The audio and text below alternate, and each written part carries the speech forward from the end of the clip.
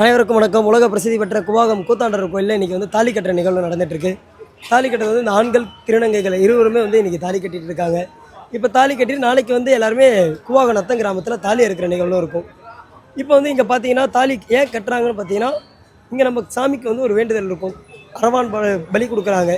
அதாவது மகாபாரத போரில் நம்ம சாமியை பலி கொடுக்குறதுனால இவர் வந்து திருமணம் ஆகாமல் பலிக்கு வர மாட்டேன்னு சொல்லுவார். அப்போ இவர் வந்து பலி கொடுத்து அதனால் திருநங்கைகள் வந்து இவரை தாலி கட்டுவாங்க. பகவான் கிருஷ்ணரே மோகினி அவதாரம் எடுத்து இவரை தாலி கட்டுறதுனால திருநங்கைகள் அனைவரும் வந்து தாலி கட்டுறாங்க. ஆண்கள் வந்து வேண்டுதலுக்காக வந்து தாலி கட்டுறாங்க. இந்த தாலி கட்டுறது எல்லாமே நாளைக்கு போய் அறுத்துருவாங்க.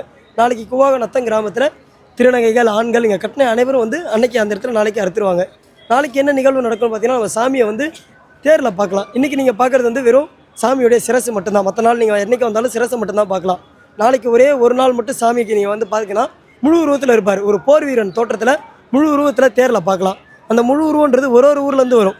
சிரசு இங்கே குவாகம், கை கால் குதிரை குவாகம் நத்தம், தேருக்கு போகிற அச்சாணி குவாகம் தொட்டி, பார்பஜம் கீரிமேடு, வெங்கலக்கூட குவாகம் சிவலியகுலம், இது 5 ஒன்று சேர நாளைக்கு ஒரு நாள் அந்த சித்ரா பௌர்ணமி நம்ம சாமியை தேரில் பார்க்கலாம். இந்த காட்சியை பார்க்க அனைவரும் வருக. இறைவன் அருள் பெறுக.